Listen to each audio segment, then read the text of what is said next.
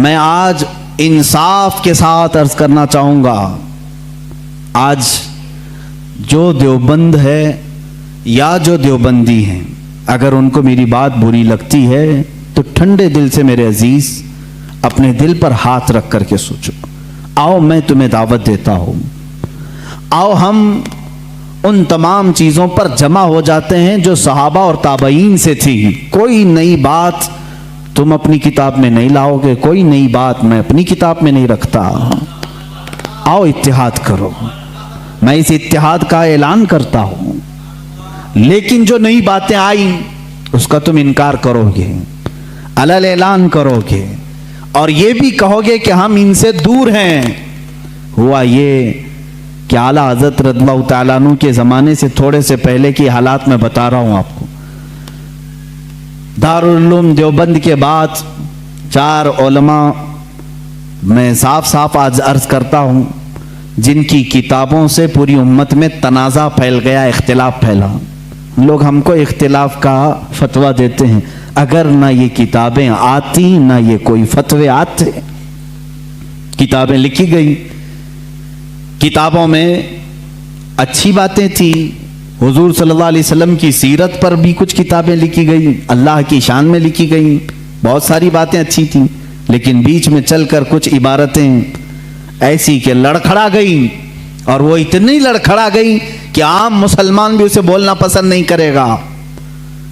براہین قاطعہ کتاب کا نام بول رہا ہوں، تقویت الایمان کتاب کا نام ہے، تحذیر الناس کتاب کا نام ہے، حفظ الایمان کتاب کا نام ہے۔ یہ وہ کتابیں جو آج چھپی نہیں ہیں، مارکیٹ میں چھپی ہیں، ابھی بھی موجود ہیں، ابھی بھی موجود ہیں۔ انہی کتابوں کی عبارات کی وجہ سے ہی تو یہ تنازع پھیلا پورے امت میں، اختلافات۔ اہل سنت و جماعت متحدہ متفقہ ایک ہی جماعت تھی بر صغیر میں۔ ان کتابوں کے آنے کے بعد ہوا کیا؟ ایک کتاب میں لکھا گیا اللہ جھوٹ بول سکتا ہے، نئی بات تھی۔ اس بات پر آج تک امت نے کبھی کسی بھی شیخ، کسی بھی بزرگ سلف صالحین سے مجھے عبارت لا کر کے دکھاؤ اس سے پہلے کوئی بات ہوئی تھی۔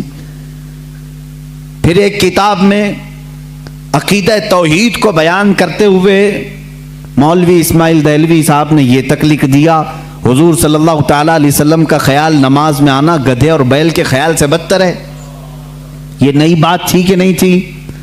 اور جا کر کے کراس ویریفیکیشن کر لینا، اگر میں جھوٹ بولوں تو میرا جبہ پکڑ لینا، اور جو سزا دے سکتے ہو دو۔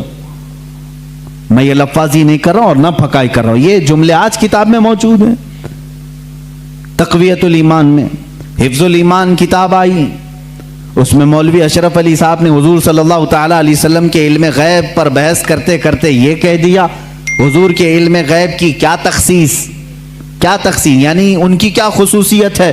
اتنا علم غیب تو زید کو، پاگلوں کو، بچوں کو، بلکہ جانوروں کو بھی حاصل ہے۔ شیطان کا علم غیب تو قرآن سے ثابت ہے، انہوں نے کہا شیطان کا علم غیب قرآن سے ثابت ہے، حضور صلی اللہ علیہ وسلم کے علم غیب کی کیا خصوصیت ہے؟ یعنی برابر ہو گئے، شیطان کو جتنا علم ہے اتنا ہی محمد صلی اللہ علیہ وسلم کو ہے۔ میرے عزیزو، کیا یہ باتیں دل پر نہیں لگتی مسلمانوں کے؟ یہ عبارتیں آئیں، کتابوں میں لکھی گئی، اور بڑا فتنہ یہاں سے بھی ہوا مولوی قاسم نانوتوی صاحب کی کتاب سے، کہ انہوں نے یہ بھی لکھا کہ بالفرض بعد زمانے نبی کے اگر کوئی دوسرا نبی پیدا ہو گیا تو حضور کے خاتم النبیین ہونے میں کوئی فرق نہیں آئے گا، یعنی کوئی دوسرا نبی پیدا ہو سکتا ہے، اگر ہو گیا، اگر مگر کی بات ہی چھوڑو، جب حضور نے 1400 سال پہلے کہہ دیا، فرما دیا کہ میرے بعد کوئی نبی نہیں ہو سکتا تو نہیں ہوگا۔ آپ کتاب میں یہ نئی بات لکھنے کی کیوں ضرورت پیش کی؟ آپ کو کیوں ضرورت پیش آئی کہ اگر اب کے زمانے میں بھی کوئی نبی آئے گا تو حضور کے خاتم النبیین ہونے میں کوئی فرق نہیں آئے گا؟ تو آپ کی اس بات سے پتہ نہیں کتنے محلوں میں کہاں کہاں کوئی نبی ہونے کا اعلان کر دے گا۔ عزیزان گرامی وقار، یہ کتابیں پورا کا پورا ہندوستان ایک کھلبلی مچا چکی تھی، کوہرام بپا تھا، تنازعات میں گر گئے۔ कादियानी अपने नबी होने का ऐलान कर रहा है, इधर एक नेचरी फिरका है अलीगढ़ से जो कुरान के मौजज़ात का इनकार, हिस्सियात को सिर्फ मानने वाला, नेचर को सिर्फ मानने वाला और मुग़ीबात को नहीं तस्लीम करने वाला, और एक तरफ अज़मत रसालत सल्लल्लाहु ताला अलैहि वसल्लम पर, रसूल करीम सल्लल्लाहु ताला अलैहि वसल्लम के मुतालिक ये सारे जुमले आ रहे हैं। चलो 100 साल का अरसा गुजर गया, आज भी मैं दावत देता हूं, आज भी, आज तो सोशल मीडिया का ज़माना है, मेरी ये दावत कबूल करें उलमाए देवबंद या जो भी, मैं आपसे इत्तिहाद कर लूंगा, सीने से सीना लगा लूं, लेकिन सिर्फ ये बातों से तुम इनकार कर दो और कहो कि वही इश्क़ रिसालत हमारे अंदर है जो सैयदना अबू बकर सिद्दीक में था, सैयदना उमर फारूक में था, उस्मान इब्न अफ़्फ़ान में था, हैदर कर्रार में था, रिज़वानुल्लाहि ताला अलैहिम अजमाइन। जो मशाइख़ अहले सुन्नत ने हमें मोहब्बत रसूल और ताज़ीम रसूल सिखाया है, उसी पर हमारा इत्तेफाक है। आओ, मैं सीने से सीना लगाने को तैयार हूँ। हम कौन सा इख्तिलाफ चाहते हैं आपसे? हम कौन सा इख्तिलाफ चाहते हैं?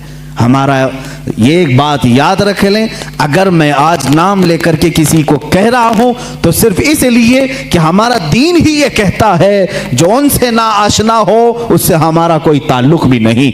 हमारे रिश्ते नाते अगर हैं तो सिर्फ अज़मत रिसालत से जुड़े हुए हैं, जो नबी का है वो हमारा है। इसीलिए सरकार मुर्शिदी पीरो मुर्शिद ताजु शरिया रहमतुल्लाहि ताला अलैह ने फरमाया है, नबी से हो जो बेगाना उसे दिल से जुदा कर दे, नबी से हो जो बेगाना उसे दिल से जुदा कर दे, पिदर मादर बिरादर जान और माल उन पर फिदा कर दे। इसी वक्त ईमान को पहुंचोगे, उसी वक्त ईमान को पहुंचोगे। अब ये हालात मैं बता रहा हूं आपको, इंडिया के, हिंदुस्तान के, अखंड भारत के हालात, मुसलमानों में तफर्रका पैदा किया अंग्रेज, और इन्होंने अपने माल, अपनी हुकूमत, अपनी सल्तनत को फैलाने के लिए, बहादुर शाह जफर का कत्ल हो चुका था, उसके बाद उलमाए हक ने महसूस कर लिया कि अंग्रेज दरमियाने उम्मत तफर्रका डालकर अपनी कुर्सी संभालने की कोशिश कर रहा है। तो वो मर्द मुजाहिद अल्लामा फजल हक खैर आबादी रहमतुल्लाहि ताला अलैह ने दिल्ली की जामा मस्जिद से फतवा सादिर फरमाया कि अंग्रेज हिंदुस्तान का दुश्मन है, इनसे क़िताल करना फ़र्ज़ है मुसलमानों को। इसी फतवे की बुनियाद पर ज़िंदगी भर की उम्र कैद की सज़ा में उनको अंडमान निकोबार भेजा गया, वहीं पर उनकी वफ़ात हुई। आज मज़ार भी उनका जज़ीरा अंडमान में है। मौलाना किफ़ायत अली काफ़ी रहमतुल्लाहि ताला अलैह, जो 1857 की ये जो गदर है, इसके बाद के उलमाए अहले सुन्नत की बात मैं कर रहा हूँ, इन्होंने महसूस कर लिया उसी ज़माने में कि अंग्रेज़ ने फ़िरका पैदा कर दिया है, कुछ उलमा उसकी बोली बोल रहे हैं। जाहिर सी बात है, यहाँ कुछ उलमा जो मदरसा बना रहे थे उनको माहाना मुशाहरा मिल रहा है अंग्रेज़ हुकूमत से, अलीगढ़ को पाउंड आ रहे हैं इंग्लैंड से, और दीगर उलमा को पाउंड आ रहे हैं, और यहाँ जो उलमा उनकी इन खुराफात को बयान कर रहे हैं उनको फांसी पर चढ़ाया जा रहा है। मौलाना किफ़ायत अली काफ़ी रहमतुल्लाहि ताला अलैह, जिनके आला हज़रत भी बड़ी इज्जत फरमाया करते थे, वही किफ़ायत अली काफ़ी जिन्होंने अपनी एक नात में कहा था, कोई गुल बाकी रहेगा न चमन रह जाएगा, पर रसूलुल्लाह का दीन हसन रह जाएगा, अतलसो कम ख्वाब के पोशाक पे नाजा न हो, इस तने बेजां पे खाकी कफन रह जाएगा। ये जो नात उन्होंने लिखी थी उस